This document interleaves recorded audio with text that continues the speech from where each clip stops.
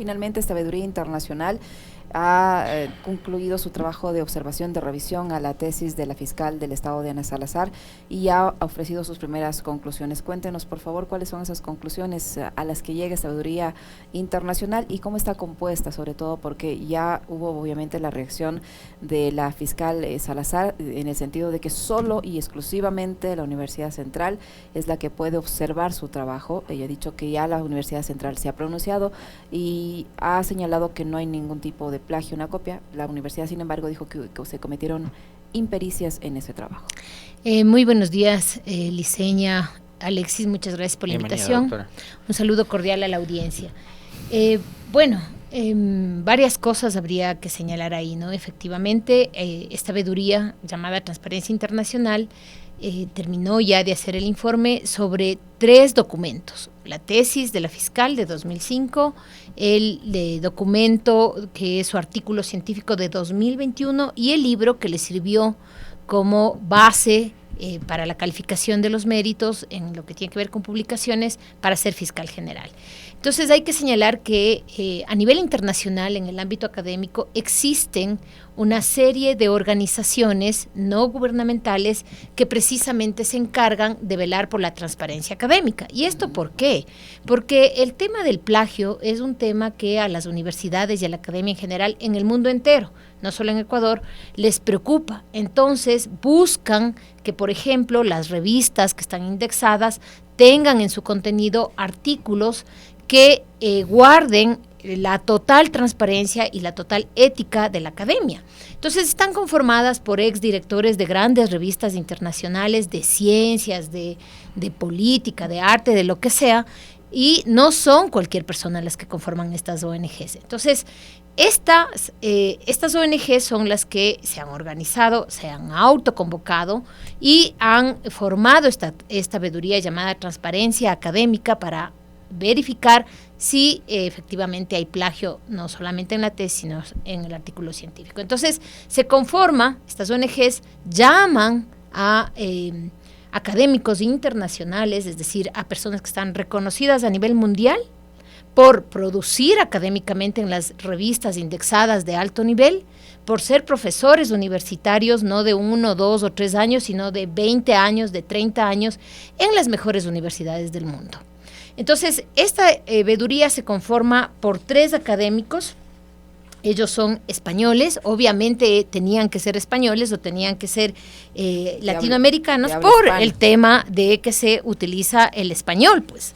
Y ellos son el doctor Marco Aparicio Wilhelmi, Fernando Flores y además el doctor Carbonell, no me acuerdo el nombre, se llama Juan Carlos Carbonell. Los 3 son profesores titulares de Derecho Penal y Derecho Constitucional en universidades de España, en Barcelona, en Valencia, además de que han publicado largamente en revistas internacionales de altísimo nivel.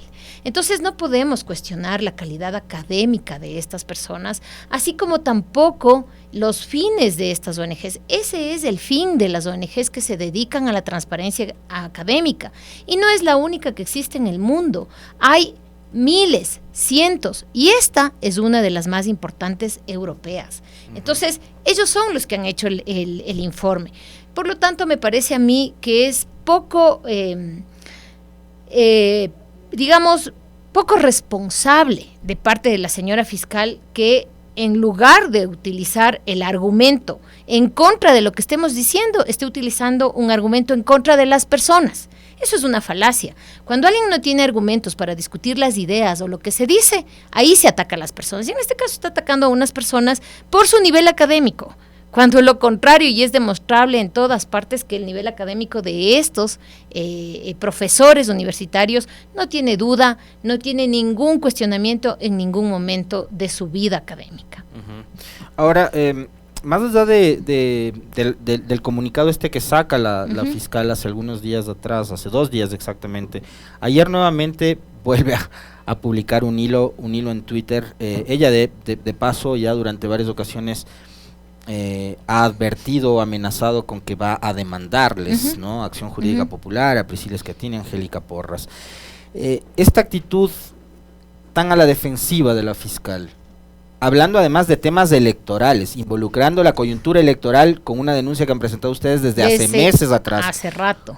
¿Cómo interpretan aquello, esa respuesta tan a la defensiva y en la que relaciona el tema electoral, doctora Porras? Bueno, yo diría que habría que dividir en dos partes la respuesta de la fiscal. La primera es que ahora ya lo hace desde su cuenta personal. Claro. Ese es un cambio. Y sin embargo, eso no puede tapar que utiliza la Fiscalía como institución para ir en contra de personas específicas como nosotras. Y hay que señalar una cuestión. La señora Fiscal General del Estado es responsable políticamente por lo que pasa en el país, porque en lugar de utilizar la Fiscalía para perseguirnos a nosotros, en lugar de poner un despacho entero de la Fiscalía para revisar nuestras cuentas, en lugar de hacer acciones que están reservadas, que suponemos son para revisar nuestros mensajes, nuestras llamadas telefónicas, para perseguirnos, en lugar de utilizar a la policía para eso, tendría que utilizarla en todos los cabos sueltos que han quedado en este país en el gobierno actual. Es decir, todo lo relacionado con la muerte de Cherres, con los narcogenerales, en lugar de poner a un despacho entero de la Fiscalía para que nos persiga a nosotros, en lugar de poner a un grupo entero de policías para que vean nuestras cuentas de Twitter, en lugar de eso tendría que ponerlos a servicio de la muerte del señor Villavicencio, que tanto daño le ha causado al país. Entonces, eso muestra lo que hace la señora fiscal con la Fiscalía, para qué utiliza la Fiscalía y a quién persigue. Eso es responsabilidad política de un uso inadecuado de la Fiscalía. Lo que debía hacer la señora fiscal desde el principio es ir a sentarse en la mesa. Nosotros somos ciudadanos, ella es una de las autoridades más poderosas de este país. Tenía que ir a sentarse frente a la mesa y decir, esto es mentira, miren, aquí está la fuente. No ha hecho nunca eso. Ahora nos acusa. O sea, lo que está haciendo es una investigación previa por delitos de odio, por actos de odio se llama. Actos de odio que se supone que alguien le escribió y ella dice, le escribió, le atacó, le ofendió, que son ofensas, son ataques, nosotros coincidimos en eso, pero dice que la razón por la que le atacan a ella es porque nosotros hicimos la denuncia de plagio. No tiene ni pies ni cabeza. Y además, si es así, ¿por qué no les investiga a quienes le atacaron, pues? No a nosotros, porque lo que está diciendo con ese mensaje es que nos está respondiendo porque nosotros le denunciamos por plagio, lo cual es cierto y no nos podemos retractar, porque es la verdad, y así lo ha dicho también este informe de la Veeduría Internacional, y encima lo mezcla con la cuestión electoral. Es absolutamente irresponsable. Mire la situación en la que estamos en términos electorales, la muerte de un candidato a pocos días, lo cual además movió el tablero electoral de forma completa, y en esas circunstancias ella sale a decir que esto está en el marco de las elecciones. Nosotros hemos presentado contra la actuación de la fiscal, no contra ella como persona, sino contra su actuación como autoridad de este país, una de las más importantes, la que persigue el delito, la que persigue la corrupción, no solo de unos, sino también de quienes le apoyan, como por ejemplo el gobierno actual. Debería haberles investigado tantas cosas que quedan sueltas. Entonces, lo que está haciendo es involucrando, mezclando todo, tratando de buscar apoyos para una cuestión que no se puede tapar con un dedo. Ahora, doctora Porras, yo le preguntaba cuáles son las conclusiones. ¿Qué dice ese informe? ¿Qué logró determinar después de ese examen que ha hecho este grupo de académicos reconocidos? Y valió la pena que usted aclare quiénes conforman esta organización o esta veeduría. No son cualquier persona, son académicos, profesores con experiencia. ¿Qué concluyeron? Bueno, las conclusiones son muy, muy contundentes. En primer lugar, las conclusiones dicen que hay plagio, tanto en la tesis como en el artículo científico. Y además determinan que hay una serie de plagios, tipos de plagio. Entonces, en primer lugar, dicen que hay plagio porque hay páginas enteras, párrafos completos, sin referencia, sin ninguna referencia al pie de página. Y sin comillas, es la forma más clásica del plagio, ¿no? También dicen que hay plagio por la falsa paráfrasis, que se llama, ¿no? Es decir, cuando yo utilizo un párrafo de alguien y le cambio una o dos palabras con el fin de hacer creer que he cambiado el texto original, sin referencias, sin comillas. Ese es otro tipo de plagio. Y además, un tercer plagio, diríamos, que es el que tiene que ver con los párrafos que sí tienen una referencia, pero que no tienen comillas. Entonces es imposible que el lector determine qué parte es de la autora y qué parte es de la fuente original. Entonces dice ahí todos estos plagios, este tipo de plagios, tanto en la tesis como en el artículo académico. Y en cuanto al libro, dice que no cumple con los estándares mínimos para ser considerado un libro de carácter académico, porque hay novelas, hay ensayos, hay crónicas, pero otra cosa es escribir en términos científicos para que se constituya en un libro que además fue calificado con la más alta nota para el concurso de la fiscal. Uh-huh. Eso concluye y además dice que las responsabilidades son empieza aclarando eso, la responsabilidad en plagio es de la autora, uh-huh, que es en primer lugar de la autora, también es de quien le dirigió la tesis, pero en primer lugar es de la autora, luego de quien le dirigió y también es del tribunal, aunque con menor medida. Y dice que deberían activarse las sanciones, eso es lo que señala. ¿Y qué tipo de sanciones serían, doctora? Porque claro, lo que usted señala en medio de estas recomendaciones, digamos, hay dos cosas que son gravísimas. Una, que la que comete el plagio en este caso, o cometería el plagio, supuesto plagio, es la fiscal general del Estado, ¿no? De entrada. Pero, digamos, uno cuando está elaborando la tesis, el director o tutor de la tesis o el tribunal que lee, que califica, le corrige el error mínimo. Entonces, ¿qué pasó porque además en medio de todo esto está el prestigio de la Universidad Central? Esa misma universidad que salió a decir que solo se trataba de una impericia. Sí, yo creo que lo sucedido con la fiscal y lo sucedido con esta veeduría internacional deja por los suelos el prestigio de la Universidad Central. Y más que el prestigio de la Universidad Central, las acciones de sus directivos, las acciones del señor Sempertegui y las acciones del Consejo Universitario, que prefirieron decir que se trata de una impericia siendo inconsistentes en la redacción de su propia resolución, porque por un lado dicen, sí hay copia, sí se hizo esto, no se puso referencias, pero por otro lado están diciendo, pero no le podemos llamar plagio, solo le vamos a llamar impericia. Es lo mismo, solo que trataron de ocultarlo. Entonces el prestigio de la Universidad Central queda muy mal parado, porque la universidad, y no creo que lo haga, tal vez la fiscal sí, justamente por la situación que está pasando, porque es evidente lo que ha hecho, la Universidad Central sabe quiénes son estos académicos y no va a salir a decirles no sirven, no valen, no les reconoce nadie, no va a salir a decirles. ¿Qué tienen que hacer? Quedarse callada, es decir, asumir un duro golpe para sus estudiantes y para sus profesores. ¿Por qué? Por defender políticamente a una autoridad que no ha cumplido con sus funciones y que no ha cumplido con los reglamentos de la universidad. Eso es todo. Entonces, sí, a mí me parece que es una muestra de la debacle de la academia en el país. O sea, es una muestra, una muestra. Un profesor de la Universidad Central decía, es que si nosotros revisáramos 30 tesis del mismo tiempo, veríamos lo grave que es la situación de la Universidad Central. Porque no es gratis que aparezcan en los postes cercanos a la universidad, se hace tesis. La tesis es para demostrar que el estudiante tiene habilidades para leer, para criticar un texto y no, entonces es absolutamente contradictorio que haya un montón de anuncios diciendo se hace tesis, hacemos tesis en un mes, garantizado, etcétera. Eso muestra que no hay investigación en la universidad, en ninguna, pero todavía mucho más en las universidades que se empeñan en tapar estas faltas de sus estudiantes y después de las autoridades para quedar bien con ellas.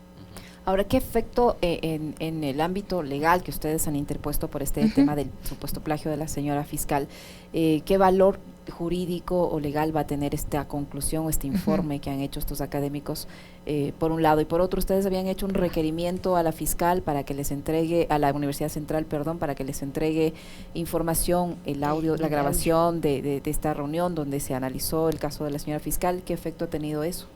Sí, completando con la pregunta que me hacía Alexis, este es un documento que podría servir como prueba, ¿no? Y se podría llamar tranquilamente a los señores que que son parte de la comisión, obviamente no van a venir, pero ahora se utilizan los medios telemáticos para decirles con base en qué han hecho su investigación, que han investigado, que muestren los documentos que indican que efectivamente es un plagio. Entonces, esta puede ser, ese es el valor jurídico que tiene, es el valor, puede convertirse en una prueba si es que se toma testimonios de los académicos que hicieron y que se les hace valer dentro de un proceso, puede hacerse valer dentro de la propia investigación que nos están haciendo a nosotros por actos de odio, porque dice que se ha generado actos de odio porque nosotros le hemos acusado de plagio. Bueno, entonces llamen a los señores que están acá diciendo que son académicos, diciendo que hay plagio, ¿no? Porque si es que nosotros fuimos los que originamos eso, ellos también, porque ellos también están diciendo que hay un plagio. Ese es el valor. Ahora, con respecto a lo que también comentaba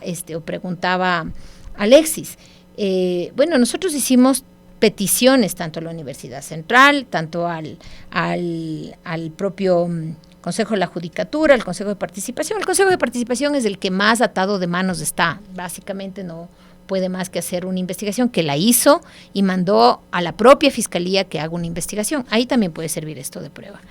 El Consejo de la Judicatura, si bien negó la solicitud que nosotros hicimos una solicitud de destitución por falsear en la documentación entregada para su nombramiento. Entonces, ahí hay otra posibilidad. Está la propia Fiscalía, obviamente, mientras esté la propia señora fiscal no va a iniciar una denuncia, ¿no? Perdón, una investigación, eso es clarísimo. Pero bueno, ya que nos ha iniciado la investigación a nosotros, ahí nosotros podemos plantear esto como prueba. Y está la Asamblea Nacional. La Asamblea Nacional tiene la obligación de iniciar un juicio político en contra de la fiscal general. Hasta por eso fue clave la jugada del 17 de mayo de Guillermo Lasso, no solo buscaba salvarse él. Claro, buscaba salvar a la fiscal, por supuesto, pero a ver, la fiscal tiene mucho que responder. El plagio es un elemento pequeño, es uno más que muestra más bien su calidad ética y su calidad como estudiosa del derecho penal, eso muestra. Pero en cambio su funcionamiento, el funcionamiento de la fiscalía, ella al frente de la institución más importante para perseguir el crimen, muestra que ha sido pésima. Porque si no tuviéramos lo que tenemos, no habría tanta impunidad. Se llenan la boca diciendo que han metido a la cárcel a los correístas. Bueno, y los señores que trabajaron en el tiempo de Moreno no eran corruptos. Los señores que trabajan ahora con el señor Lasso no son corruptos. La muerte de Cherres, la mafia albanesa, han quedado en la impunidad. Eso es una muestra más que fehaciente para cualquiera de que la señora fiscal ha utilizado indebidamente la fiscalía. Y eso es causa suficiente por incumplimiento de funciones de juicio político. Y hay que hacerlo. O quieren tener al frente de la fiscalía, que es la persona más importante para perseguir el crimen, a una persona que no solo no tiene la suficiente solvencia académica y de conocimiento en una de las materias más difíciles del derecho, que es el derecho penal.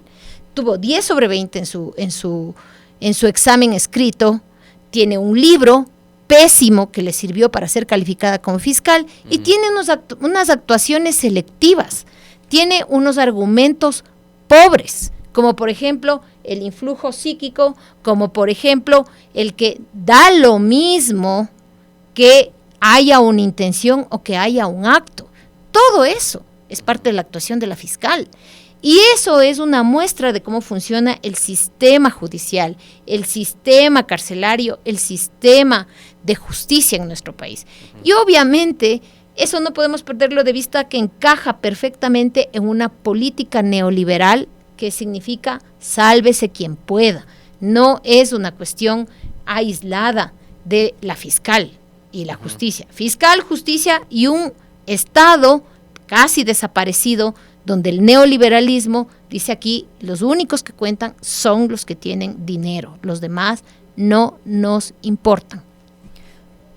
Doctora Porras, yo le decía, si es que la Universidad Central finalmente le entregó o no le entregó la grabación, ¿no? No nos ha entregado. Ayer se cumplía el último día, ayer o hoy, tenemos que hacer bien las cuentas.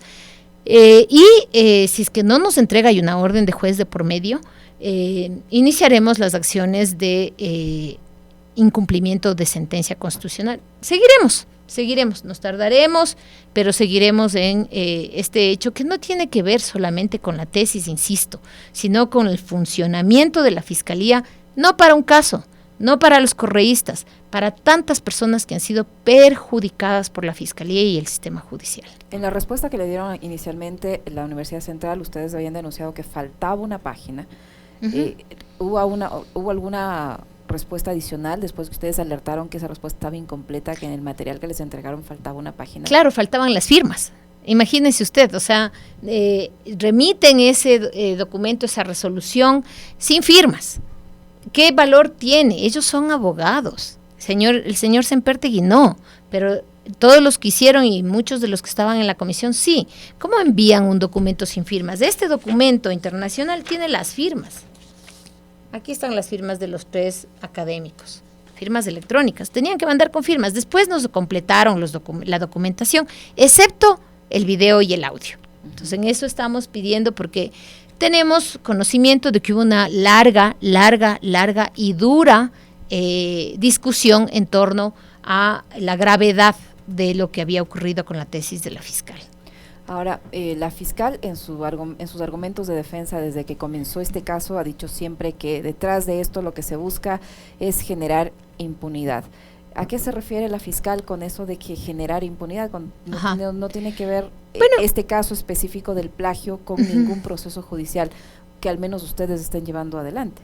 Mira, ese es un ejemplo más de la confusión conceptual que tiene la fiscal, porque cualquiera que sabe derecho penal conoce que nada tiene que ver el plagio con la decisión de los jueces.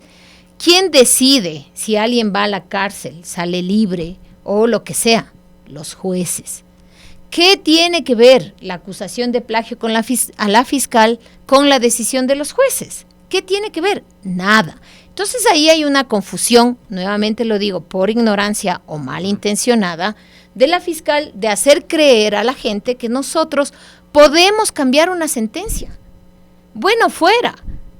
Por lo menos por los argumentos, obviamente, no de formas irregulares o ilegales. Siempre intentamos nosotros, cuando defendemos un caso en nuestra actividad profesional, que se cambie o que salga una sentencia favorable con argumentos. Nadie podrá decirnos que nosotros hemos hablado con un juez, que le hemos dicho a un juez, nunca jamás. ¿Cómo entonces vamos a cambiar o lograr impunidad de quién? Si ya están sentenciados los que están sentenciados. Si se refiere a Freddy Carrión está sentenciado en 2 instancias. Falta la casación. ¿Y cuánto tiempo lleva preso además? Lleva casi toda la pena preso. Es decir, no hay sentencia en firme y le faltan 9 meses para cumplir la pena. Esa por sí es una violación de derechos humanos. Esa por sí ya debería ser causa para que se permita un habeas corpus. Y sin embargo de eso ha sido imposible hacerles entender a los jueces que hay una violación de derechos humanos porque no han querido, no porque sean tontos. Ahora, en algún momento, doctora, digamos, el anhelo que debemos tener la gran mayoría de ecuatorianos en este momento es que ojalá el Ecuador entre en razón, tarde o temprano, que el Ecuador entre en razón y que volvamos nuevamente a ver un país que se reencauce. Y cuando eso suceda, si es que sucede, veamos, hay que poner las cosas en orden, y entre poner las cosas en orden está justamente la posibilidad de revisar las sentencias y el trabajo técnico que debió haber hecho la Fiscalía. Es decir, en muchos casos la Fiscalía cometió errores que no sabemos si fueron errores involuntarios o voluntarios, y que en unos casos perjudicaron a unos o beneficiaron a otros, como por ejemplo el caso Encuentro, ¿no? Entre otras cosas. Entonces, está sujeto a revisión. ¿Qué va a pasar con la señora fiscal? Digamos que va a terminar ella su periodo, digamos.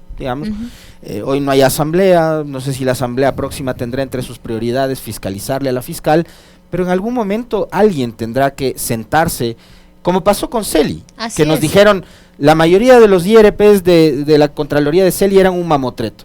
Ver si las sentencias alcanzadas o logradas por la Fiscalía de la señora Salazar, de igual manera, eran muchas de ellas forjadas y también unos mamotretos.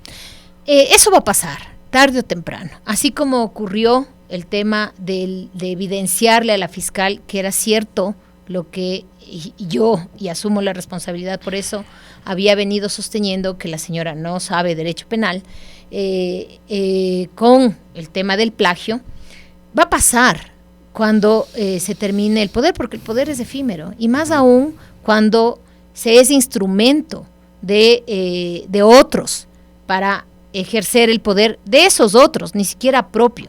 Entonces, detrás de la fiscal está todo el poder económico del neoliberalismo financiero, es decir, del grupo que está relacionado con el señor Lazo, con el señor Moreno, está todo el poder de la policía, no de la policía como institución, sino de aquellos narcogenerales, de aquellos generales que no han cumplido con su deber, que fueron denunciados por la propia embajada, y está también el poder de la embajada. Yo no sé si la embajada va a seguir apoyando a una persona a quienes desde instancias internacionales dicen que ha plagiado en su tesis. Entonces, es una pieza, lamentablemente es solo una pieza. El poder que ella tiene no es el poder de ella, es el poder de quienes representa.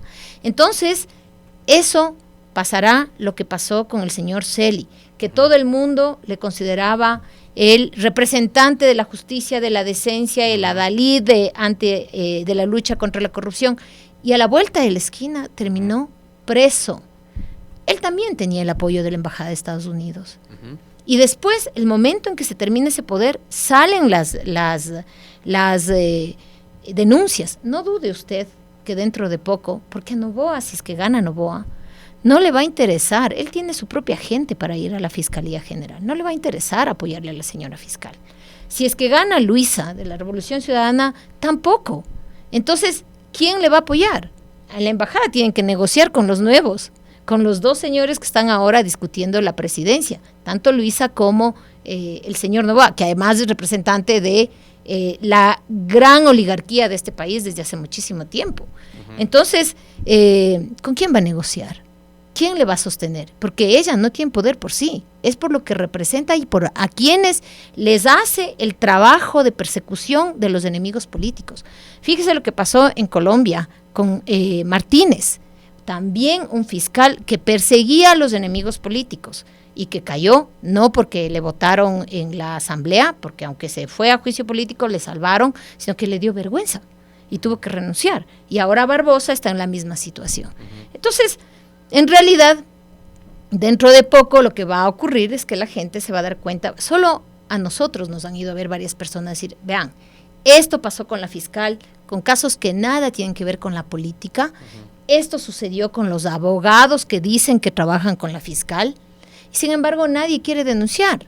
Entonces, pero el momento que haya en realidad una pérdida de poder, justamente porque viene el nuevo gobierno, cualquiera que sea, en eso, o sea, yo no le veo demasiada duda, porque Noboa tiene su propia gente y no va a querer, y para conversar con la embajada, él mismo ha de estar conversando con la embajada.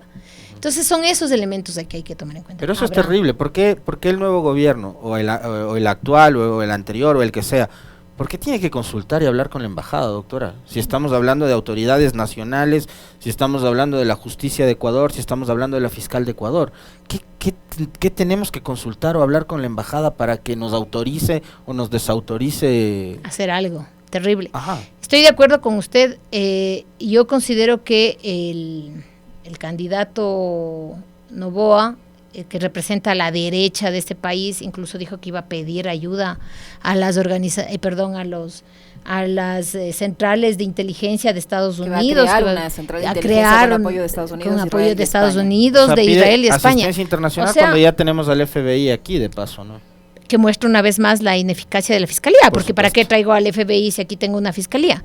Entonces yo creo que es clarísimo que en el caso de que el señor Noboa llegue al poder, lo que vamos a hacer es una colonia más fuerte, más bien dicho, una colonia más débil de los Estados Unidos, así con todas sus letras, porque si pedimos auxilio para cualquier investigación y para el crimen organizado, lo que significa es que no somos capaces. Obviamente que no deberíamos, es una infamia que tengamos que pedir permiso a las instancias internacionales y peor a los Estados Unidos. Siempre los Estados Unidos han querido tener control sobre esta parte del mundo, sobre nosotros. Me parece que pocos gobiernos han logrado plantarse y decirle, no somos una colonia, tenemos autonomía, y para eso se necesita muchísima capacidad y muchísimo apoyo digamos popular, para poder enfrentarse a la gran potencia que es Estados Unidos.